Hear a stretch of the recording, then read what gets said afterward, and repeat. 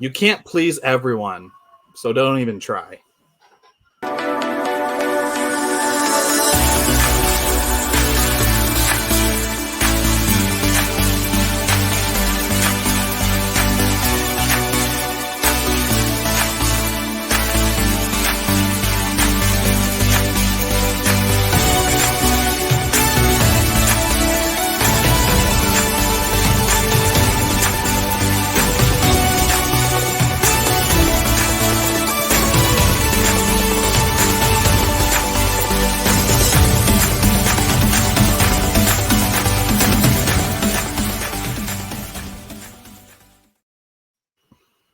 Hello, champions. Welcome to another awesome episode of Champion Reads, where we get to dive into best-selling books by best-selling authors and talk about the principles and the lessons and experiences that they've learned and shared with us, and that we get to share with you through our own experience.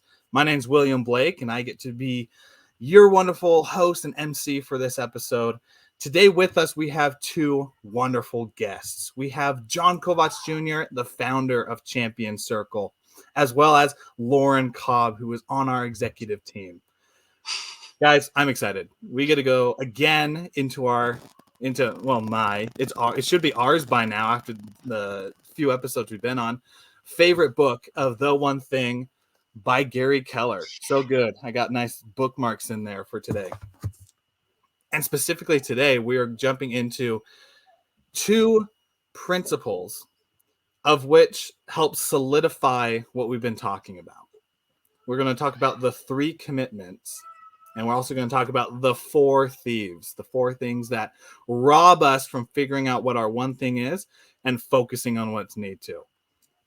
So without any more pause, let's jump into this book. We'll start with the 3 commitments. The 3 commitments, let me just open this quick because sometimes I forget and don't have everything memorized. The 3 commitments, we have committing to be your best and being purposeful. We have take ownership of your outcomes, as well as finding a coach, finding someone who can keep you accountable. I know for myself, finding a coach, you'll be hard pressed to find anyone who's successful who doesn't have a coach. Someone to help guide them, because it's hard enough to do something when you know the path that you need to take, but it's even harder if you're trying to do it all by yourself. That's why I love Champion Circle, that it has to be able to grow high achievers and entrepreneurs. And that's why for like my business and everyone else who we get to know, I'm so glad that each of us have our own coaches. I'd love to hear, John and Lauren, what your thoughts are on, and we'll just start a good discussion on this. Yeah, I think we're all on the path to mastery. The 3 commitments illustrated in this book are great examples of how to really stay true to yourself, stay true to your path. And for me, they just spell out the words discipline, because without discipline, we truly have no commitment backing us up. Discipline is what drives us. But I'd like to go even deeper and say discipline is powered by desire. And I think we talked a little bit about this last time.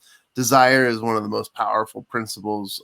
Even in Napoleon Hill's Think and Grow Rich, we don't do anything without a desire. And in the 3 commitments, he talks about, number 1, following the path of mastery. And this just means a couple things to me. It means discipline, just do it. Like, it's going to be hard, but you can muscle through it. Willpower, that's something that's really going to help, but also repetition. We talked about this in an online training for Champion Circle. Repetition is the key to repeated success. So there's a saying, and I'll probably completely destroy the saying, but I think the saying goes, insanity is doing the same thing over and over, but expecting different results, I think is how it goes. And when things just aren't working and you're repeating things that aren't working, man, you can't expect different things to occur. Thomas Edison invented the light bulb, but he failed, how many extra times? 499. I'm making the number up. I don't actually remember the number. I'm probably sure it's like 2, 3, or 400. I don't know. But each little tweak was something different, right? He didn't just do it 100, 500 times all at the same time. He had to make small, different tweaks, and that's what gave him, that's how the light came on. Pun intended. There you go. But mastery is a form of dedication to one's overcoming challenges, focusing on what it takes to achieve, and giving yourself the best case scenario for achievement by following through, doing it, being disciplined. And last thing I'll share too is in Champion Circle, we highlight the power of integrity, which goes into our accountability. And our integrity is what we do when we are alone, and how important it is to establish the muscle of doing the right thing, the established thing, the thing that's going to help us achieve our goals when nobody's looking. I love that. It kind of reminds me of things we've recently talked about with principles from Think and Grow Rich, where it's saying if you don't accomplish it, it's not that the process is wrong, it's that you did something wrong. And you got to go back and reevaluate, right? Like, where did I not put my full effort in? Where did I drop the ball? If you're doing things by the principle, by the book, then you've got to reevaluate yourself and see where it was that you weren't true to yourself or let things go. Yeah, exactly. That reminds me of MLMs work for some people. Every time I've tried to do one, they don't work for me. And one thing I didn't like is kind of a toxic mindset that you can have in there of if you're not getting the results, then it's your fault that's going on. Sometimes that's just not true. Sometimes it could be the system, it could be the process. And I just never for, that type of mindset. But exactly, Lauren, it comes down to self-evaluation of thinking, what do I need to do to move forward? Because there's a lot of times where we might want to know a few different things and just have no clue where to go with it. But then as we start moving forward, then we learn it. I think I disconnected my thought on that. I'm going to throw it to you guys. Sometimes you might have to evaluate the process that you're using, right? I've had to do that with my health journey and my weight loss. The process I started with did not work for me, right? It actually started making things worse for me. So I had to go reevaluate. And my approach has to be a different approach than some others. The process is just different for each of us, but you have to evaluate where change needs to happen. I'll jump in for a second and just say that the concept that we're talking about too is really important, because we know that personal observation, measurement, journaling, and evaluation are some of the keys to understanding how our performance is going. And when Gary Keller is talking here about the 3 commitments to our one thing, I love that you guys naturally transition to this. The second commitment is moving from E to P. And when you move from E to P, what that means is you move from entrepreneur to purposeful. And entrepreneur is the way we naturally go about things. It's all right, how am I going to tackle my day? I just rolled out of bed. I'm going to look at my schedule. I'm just going to go right on into it. And that's okay. Like, that's a good mentality to have, because entrepreneurs, they have that perspective. They have the ability to say, let's go, let's rock and roll. But purposeful, E to P. I apologize. We're having technical difficulty today. That is the funnest thing for episodes, right? Yeah. When I got on, there was the little pop-up from Google saying that StreamYard was having issues. So. And that's just what happens. Yeah. We just go into the Go with the flow flow. of everything that was going on. But going off of what John was talking about with E&P, you just make a transition. And as you make those transitions, then you just start moving and getting powerful. So, John, I would love to hear the rest of your thought.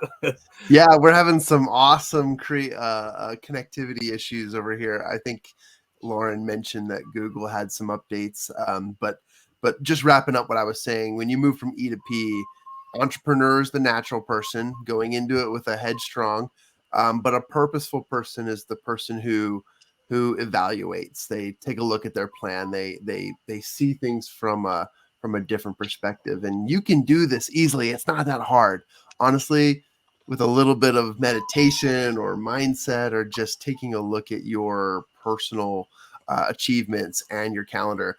AKA, if you just write it down, you might be able to see patterns. You might be able to see what works and what doesn't. And I had an incredible experience, and I'll just briefly tell it, and I'll pass it on back over to you guys. But I set a goal recently, and my goal was I need to make $25,000. And so I did everything in my power to set my my desire statement, my 90 days sprint goal.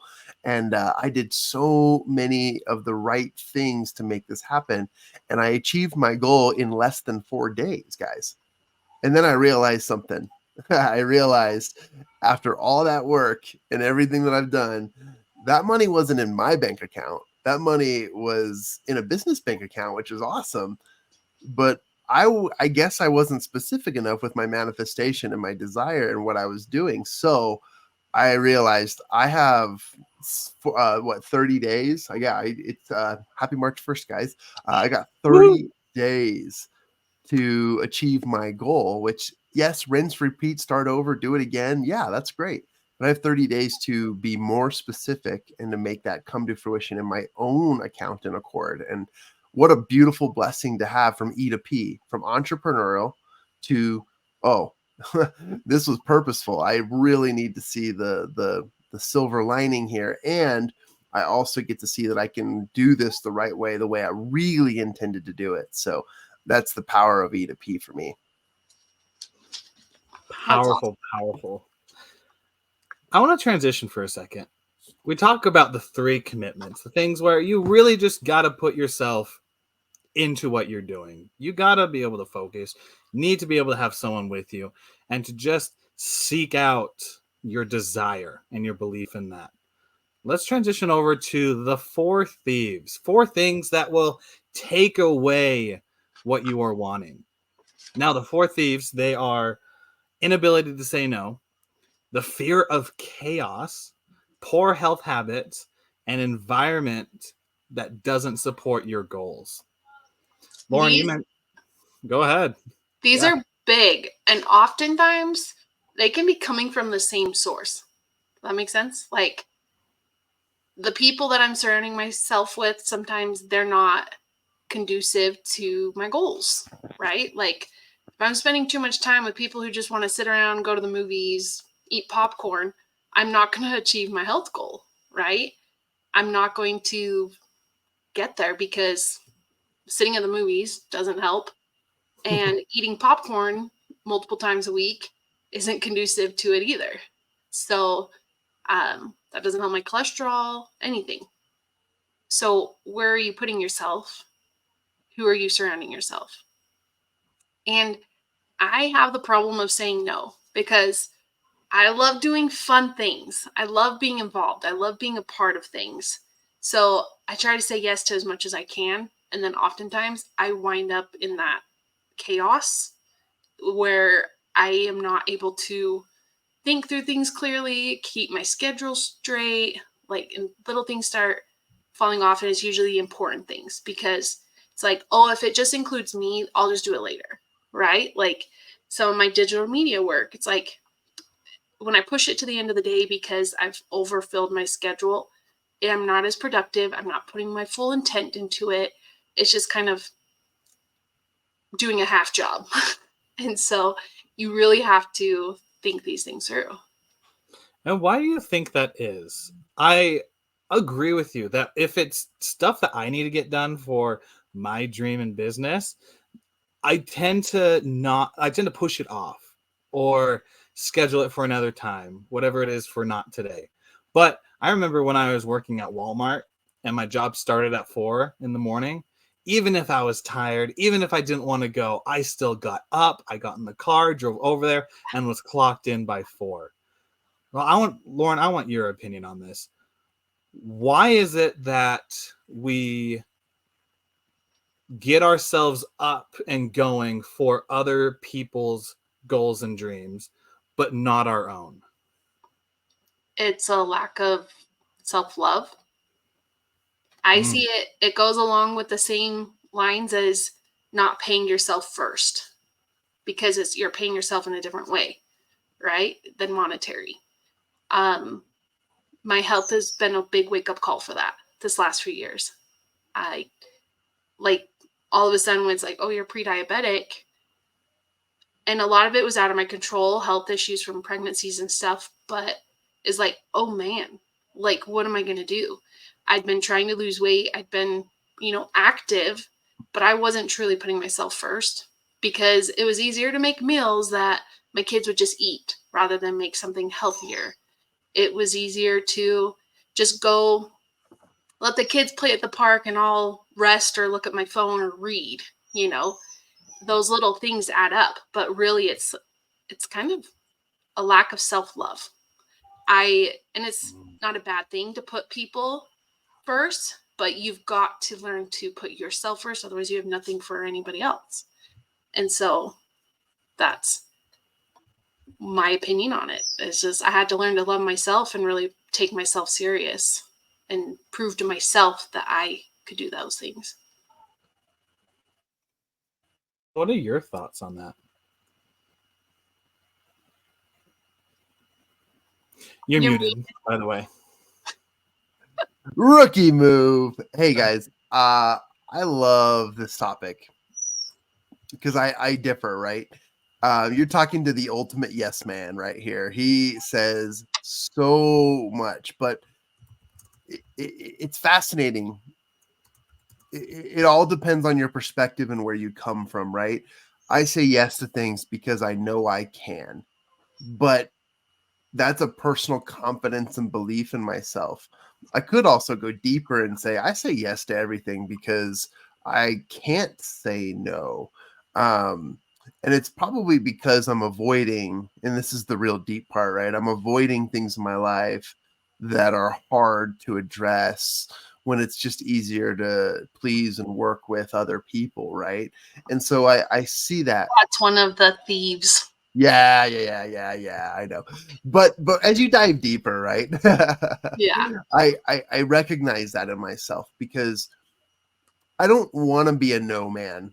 I don't want to be a no person, but there are seasons for everything, and when you can teach yourself to say no when it is right and yes when it is right, you will find an abundance in your life. For example, I've been in the season of sales recently, and the more I have been at my computer selling and setting up appointments, it has led to an incredible plethora of amazing outcomes. And I've had 5 or 6 people in my repertoire that we've been working with who have all said, "Hey, John, I'm excited for our call. I just got to tell you, I'm in a season of saying yes, or I am in an abundance mindset. So whatever it is, just tell me what it is and let's do it." And I know that that is one of the best perspectives to have. People can stretch themselves thin, I know. And that's because they're irresponsible with their other time, not just the time of things they say yes and no to. When we accept offer knocking, when we accept I There think it goes. to that, like you have to learn what you can say yes to and what you say no to, right? So is it going to benefit you? I can say no to going to the movies 3 times a week, right? I can say maybe I'll just go once with you, or this week it's not going to work. and then use that other time more wisely. But as far as like, if it's going to benefit you and move you forward in your goals and in life, say yes, right? Make time, make the commitment to say yes to those types of things and no to the ones that aren't going to benefit you and just cause more chaos. Yeah, and that's the question you really got to ask is it going to benefit me? Because the fun thing might not necessarily benefit you. And the boring thing might be the one that's going to take you to that next level to finish what you need to do. See, and that's where I've got to get out of the mindset of, is it fun? So I can make anything fun I choose to, right? Like, it's just if it's going to benefit me or if it's not. Yeah. John, do you want to finish your thought? I know technology is just so crazy today. I'd love to hear the rest of what you I had to took say. off At my least the stable one today. Yeah, I know. I took off my virtual background just to see if that helps, but I also it's teaching me to be less long-winded and be more to the point. So this is good for me. Wrapping up what I was saying, and just again complimentary to what everyone's saying. Like, look, you can be a yes person, but you've got to know your boundaries. You got to know your capabilities, and you've got to be able to address what really you're avoiding if you're spreading yourself too thin. We all have the capacity for greatness. That's not something that's limited to only those who have the abilities and capabilities of achieving it. It's available to everyone. It's managing what we have in our lives and facing the things we're avoiding that will gift us actually more time. And so when it comes to the principle of your one thing, there's usually a one thing or a one common denominator that you need to work on, address, and take in before you can place yourself in a space of abundance. As I mentioned, I've been on sales call after sales call over the last few months, and I've had people say, man, I am in the spirit of abundance. Let's go rock and roll. Let's do it. And then I've had people who have said, John, I'm an absolute no, but I want to hear what you got to say because I respect you. And then by the end of the call, it's a yes. But it's like yes, like people understand their capacity, their ability, and when you help them, they see the answer and the path to their one thing, their success. So I think sales is service, of course, but it's been an incredible journey and process to recognize that. So there you go. I'll keep my comments short in the event of another crash. StreamYard is just coming in being like, keep the comments quick. Yeah. For our wonderful listeners, I want us, as we're wrapping up this final episode on the one thing, I want them to take away some applications, some real life examples that we have done that have worked for us and that hopefully it can work for them. So this is how I want to do it. Is for each of us, I want us to take one of the four thieves, think about 5 years ago, which one of those four was a major issue in our life, an obstacle and challenge that over the last 5 years, we've been able to turn into something good, something better that's evolved us. So while you two think, I'll jump in and go with mine. My 5 year ago me had a real difficult time with the last one of environment doesn't support my goals. I was in college, going through my degrees, had wonderful people around me who were all working to get their degrees and what they were going for. But I didn't have any growth mindset individual friends. And as I was working on trying to figure out what I wanted to do in life, I realized that there were these individuals who weren't my friends at the time, individuals in classes where the first day I'd come in and they would immediately stand out. And then over the next several days and weeks, they still stood out to me. So what I did was I went to them and I started to talk to them, become their friends, see like what was this aura that was coming off of them that made them so different. As I talked with them, They were just people who were wanting more. They dreamt big and was taking action towards it. One of a mutual friend of, I think all three of us here, Devin Frampton, he was one of those people. First day in class, I'm just like, that guy. That guy stood out to me. And because of him, John and I got connected at a Starbucks back a few years ago, had like an hour and a half conversation. And since then, have been the best of friends with each other and have done many things. And John has introduced me to people, and those people have introduced me to people. And slowly but surely over the last 5 years, my environment has shifted over and over again by me showing up to different places than I was before. I'm not going to find high level, high performing people sitting on my couch playing Minecraft or Halo. That's just not going to happen, because those people are out. Those people are talking to other people.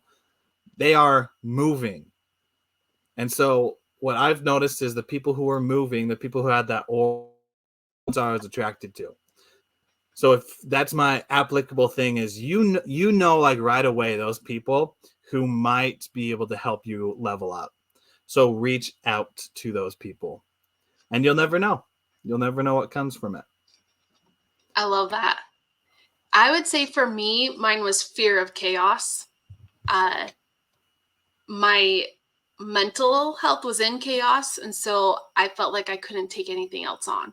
But really, I had to do a mind shift, and I could do more than just be in my own head and take care of my kids. It was that fear of, I can't do it. It'll be too much for me. I can't. So getting over that fear and realizing the things moving forward with personal development and being around awesome people and putting myself in those places with the people actually made the other areas of my life better as well. I was able to more focus and learn the skills I needed and be able to hone in on it rather than fear of chaos where I felt like out of control and too much was going on. It gave me skills to actually do it all. I love this topic and conversation. And by the way, Willie, you're okay. No, I love you, man. You're Thanks, bro. yeah, you're one of my absolute favorite top people. And when I get a communication notification from William Blake and Lauren and these incredible people who I've surrounded myself with, it literally makes me smile cheek to cheek. It really happens to better my day. And so I appreciate that really cool testimony, and thought I'd throw in a sly joke and say, no, that was amazing. But I love this topic because I struggle with it. I haven't really had a lot of fears. I haven't really had a lot of things that I went up against that really caused me to move in a direction that I needed. But I've always had like a drive, an inner drive. And I think really what motivated me more was the fear of missing out versus the fear of getting off my butt, right?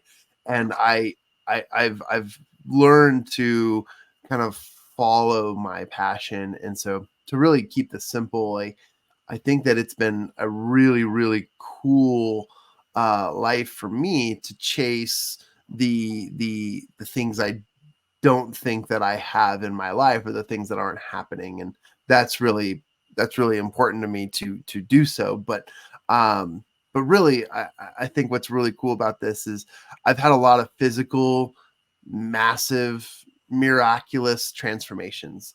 And that is because I have honed in a physical strength and convert. Dang, he got kicked off again right in the middle of his message, and we totally weren't guessing that it was going to happen at all.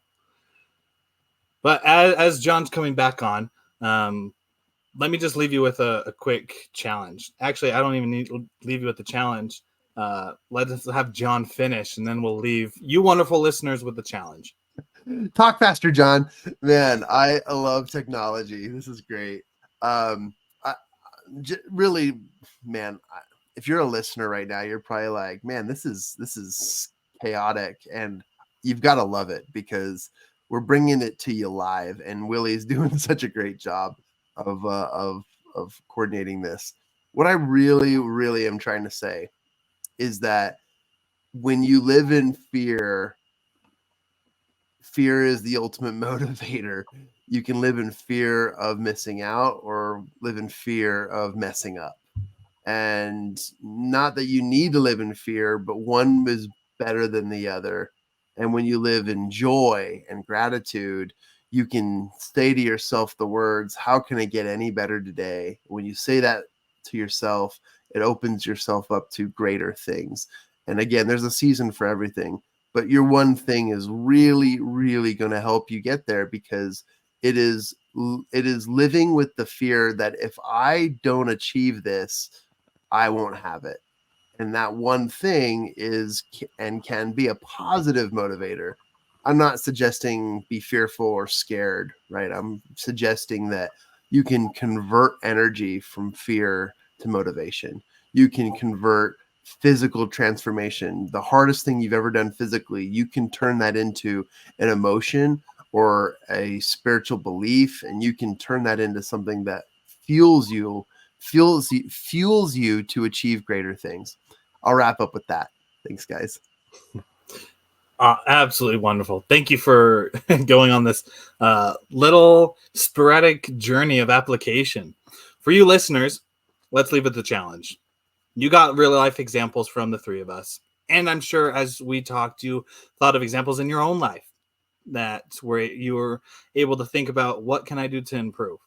The challenge for you is to apply one of these things from the Four Thieves. And we're not talking about the Four Thieves. It's the opposite of it. So take the challenge of doing one of these.